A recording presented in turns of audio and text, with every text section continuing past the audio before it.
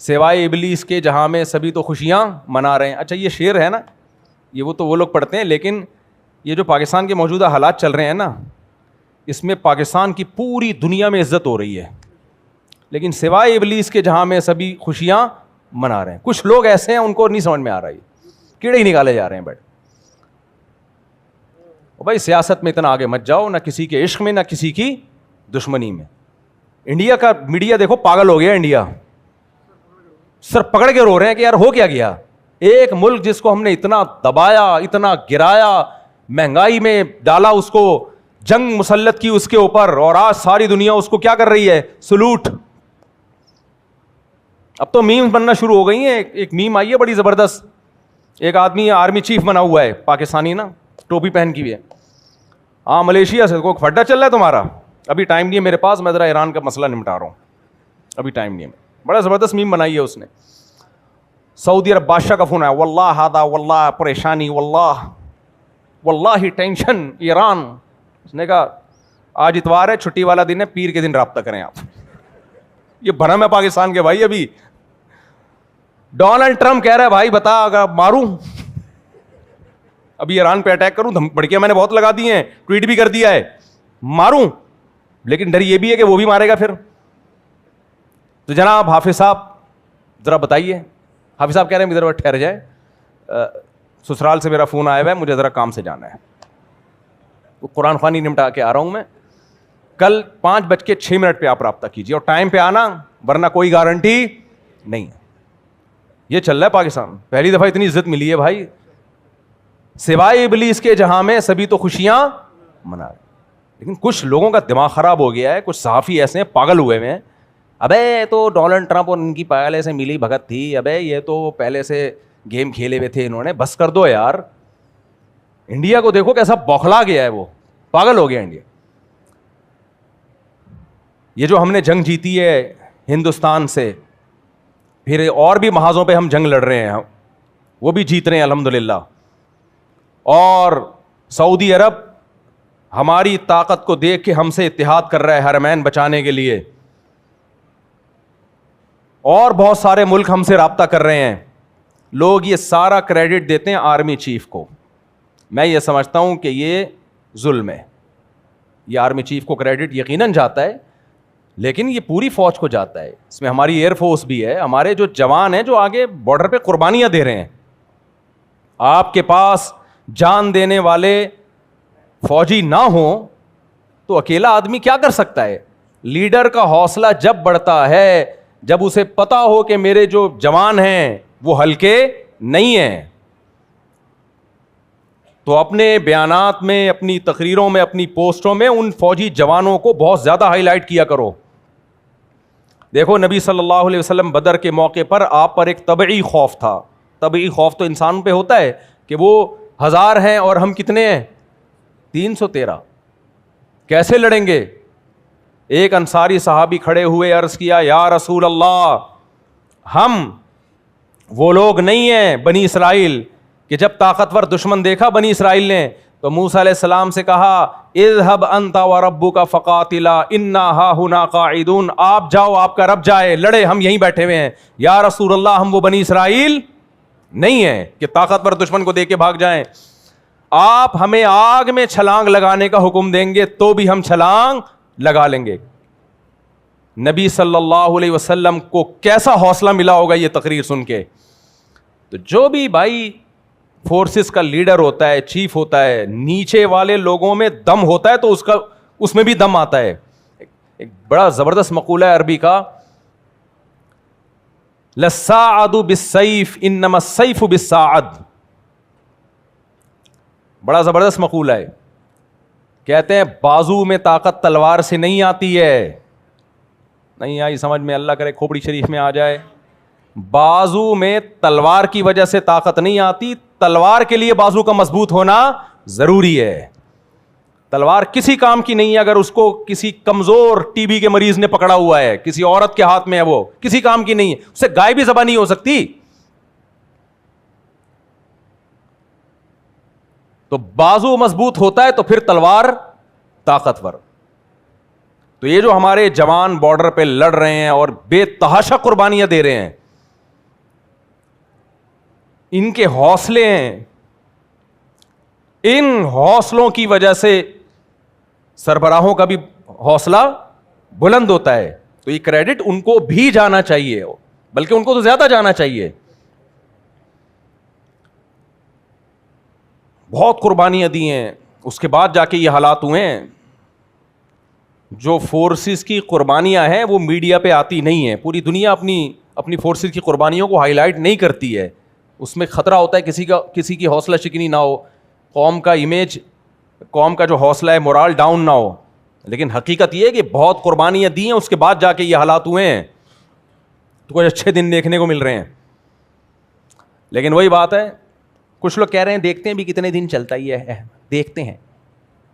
یہ ایسے ہی ہے, میاں بیوی کی شادی ہو رہی ہے, سارے خوش ہو رہے ہیں, مٹھائیاں بانٹ رہے ہیں, ایک کہہ رہا ہے دیکھتے ہیں, ہو سکتا ہے کل طلاق ہو جائے. ابے ابھی تو شادی ہو رہی ہے, ابھی خوش ہو جائے یار. ہو تو بہت کچھ سکتا ہے, ہو تو یہ بھی سکتا ہے ٹرک کے نیچے آگے مر جائے. پھر مثال دے رہا ہوں, وہ دیکھو ایک دن ہوا تھا, وہ دولہا بیوٹی پارلر میں جا رہا تھا, تیار ہونے گاڑی کے نیچے آ گیا تو طلاق ہو گئی, فلانا ہو گیا. بھائی ہونے کو بہت کچھ ہے, لیکن جب شادی ہوتی ہے تو مٹھائیاں بٹتی ہیں, ایک دوسرے کو مبارکبادیں دی جاتی ہیں. اگر آپ کو دولہا دلہن سے محبت ہے, محبت نہیں ہے تو آپ صحافی بن کے بیٹھو گے اور کیڑے نکالنا شروع کر دو. ابے یہ دولہے نے پٹایا ہے, اور یہ تو چرسی ہے, یہ تو ایسا ہے, یہ ہو ہی نہیں رہی شادی, ہمیں بیوقوف بنانے کے لیے ہو رہی ہے. تو ایک اچھا کام ہو گیا میرے بھائی بڑے عرصے کے بعد دیکھنے کو. اور یہ جو جنگ ہوئی تھی نا انڈیا کے خلاف, خدا کی قسم یہ والی فتح اس فتح سے بھی بڑی فتح ہے جو ابھی ہوئی ہے.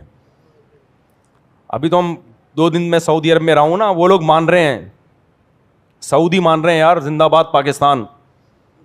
ہمیں نہیں مان رہے کیونکہ ہماری حرکتیں ٹھیک نہیں ہو رہی ہیں. وہاں سعودی عرب میں جب میں نے ابھی عمرہ کیا, آپ کہو گے عمرہ کیسا کیا, بال تو اتنے بڑے ہیں, تو میرے اس سے بھی بڑے تھے. میں اتنے بال رکھتا ہوں کہ 10 عمرے اس میں آرام سے ہو سکتے ہیں, پھر بھی بڑے رہیں بال. تو وہاں کیا ہوا کہ جو ہیئر ڈریسر ہے نا پاکستانی, وہ کم ہو گئے, مصری زیادہ ہو گئے. تو وہیں کے پاکستانیوں نے ہی بتایا کہ اتنا گورنمنٹ آف سعودیہ نے پاکستانیوں کو تنبیہات کی کہ بھائی کسٹمر کو وہاں جا کے نہ پکڑا کرو, تمہاری دکان پہ آگے بیٹھ جائے گا, اس کے بال کاٹ دیا کرو. وہاں جا کے نا بھکاریوں کی طرح ہم لوگ کر رہے ہوتے ہیں یہ حرکتیں. آپ نے عمرہ کر لیا, آ جاؤ, وہ دوسرے آپ نے کر لیا, وہ ادھر کا سیٹر ہے, وہ ادھر کا سیٹر. سعودی گورنمنٹ نے 10-15 سالوں سے پاکستانیوں کو سمجھا رہے ہیں کہ یہ چھچوری حرکتیں مت کرو, تمیز سے بیٹھ جاؤ دکان کھول کے, جس نے آنا ہوگا آ جائے گا. نہیں مانے تو اب وہ نکال رہے ہیں پاکستانیوں کو, مصریوں کو لا کے رکھ لیا, وہ بڑے ڈیسنٹ طریقے سے بیٹھے ہوئے ہوتے ہیں. لیکن پاکستانی باز نہیں آیا. ابھی میں نے عمرہ کیا تو 2 بندے آ گئے, چھپ چھپا کے آ رہے ہوتے ہیں شرطوں سے. تو یار کیوں اپنے اوپر بھی پابندیاں لگا رہے ہو, دنیا پہ بھی پابندیاں لگا رہے ہو. ملک کا امیج اچھا جا رہا ہے, قوم کا امیج اچھا نہیں جا رہا ہے. تو اخلاقیات بھی کوئی چیز ہوتی ہے نا, کسی ملک کے قوانین کو فالو کرنا چاہیے. بس بات کو میں سمیٹ کے ختم کر رہا ہوں. تو اس لیے میرے بھائی سوائے ابلیس کے جہاں میں سبھی تو خوشیاں منا رہے ہیں. تو وہ صحافی جو اس وقت نیگیٹیوٹی پھیلا رہے ہیں نا, ان کو مت سنو, وہ کیڑے ہی نکالتے رہیں گے بیٹھ کے. اور خدا نخواستہ یہ معاہدہ اگر ناکام ہو گیا تو اس میں پاکستان کا قصور نہیں ہے, پوری دنیا نے پاکستان کو ڈالا ہے بیچ میں. اور ہم اگر ایٹم بم نہ ہوتے نا تو ہمارا تو بیڑا غرق ہو چکا ہوتا.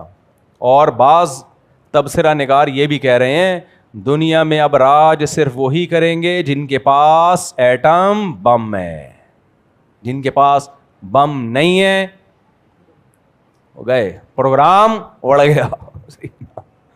تو یہ اللہ کا شکر ہو گیا ہم نے صحیح ٹائم پہ ایٹم بم بنا لیا تھا. اللہ ڈاکٹر عبد القدیر خان کی مغفرت کرے, ان کے درجات کو بلند کرے. اور اس بم بنانے میں سعودی عرب نے بھی ہمارا بڑا ساتھ, بہت سارے لوگ انوالو ہیں اس میں, فوج بھی ہے, ISI بھی ہے, کچھ سیاسی لیڈر بھی ہیں, بہت سارے لوگوں کو یہ کریڈٹ جاتا ہے, بھٹو کو بھی جاتا ہے کریڈٹ. تو سب کو یہ بہرحال سب نے مل جل کے خاندانی کام, تو پاکستان میں سارے غلط کام نہیں ہو رہے, اس سے ہی پتہ چلتا ہے کچھ کام الحمدللہ. اور دیکھو غریب ہو کے مر جاؤ لیکن کمزور ہو کے نہ مرو, یہ پتہ چل گیا کہ نہیں چل گیا. ورنہ حقیقت کیا, ابو ابو ابو فلاں رہ گیا, کھوکھلے. ان کے طیارے ہمارے ایئرپورٹوں پہ کھڑے ہوئے ہیں, ہمارے ایئرپورٹ میں کہہ رہے ہیں یار اللہ کے نام پہ یہ اتحاد لے لو, ٹھیک ہے, PIA میں آ رہے ہیں. تو اس لیے ہم نے ڈیفینس پہ کمپرومائز نہیں کیا. سمجھ میں آ رہی ہے بات؟ یہ ہماری فورسز کا ایک خاندانی کام ہے کہ انہوں نے ڈیفینس پہ کمپرومائز, جو کام ان کا تھا وہ انہوں نے کیا, گو کہ جو نہیں تھا وہ والا بھی کیا, لیکن بہرحال ان کا کام نہیں تھا کہ وزیر اعظم کون بنے گا کون نہیں بنے گا. الیکشن میں آپ کی انوالومنٹ بالکل بھی نہیں ہونی چاہیے, یہ آپ کے کام نہیں ہے. دیکھو کسی نے بڑی زبردست بات کی ہے, پاکستان میں جتنے بھی وزیر ہیں نا, کسی بھی وزیر سے پوچھو کہے گا میں ادھر کا وزیر ہوں, اختیار میرے پاس ہے, میں صدر ہوں, اختیار میرے پاس ہے, حالانکہ نہیں ہوتا اختیار. میں وزیر اعظم ہوں, اختیار میرے پاس ہے, حالانکہ نہیں ہوتا اختیار. میں فلانے محکمے کا وزیر ہوں, اختیار میرے پاس ہے, حالانکہ نہیں ہوتا. ایک اکیلا آرمی چیف ہے جو کہتا ہے میں قوم کا خادم ہوں, حالانکہ باپ کون ہوتا ہے؟ وہی سب کا باپ ہوتا ہے. تو اب یہ غلط ہے صحیح ہے, یہ ایک الگ بحث ہے, لیکن بہرحال کام خاندانی ہو رہے ہیں پاکستان میں, اور ہمیں اس پہ شکر ادا کرنا چاہیے. پوری دنیا رابطے کر رہی ہے, پوری دنیا ہمیں ہماری طرف للچائی ہوئی نگاہوں سے دیکھ رہی ہے. ایران میں جھنڈے لہرائے جا رہے ہیں, پاکستان زندہ باد کے نعرے لگ رہے ہیں.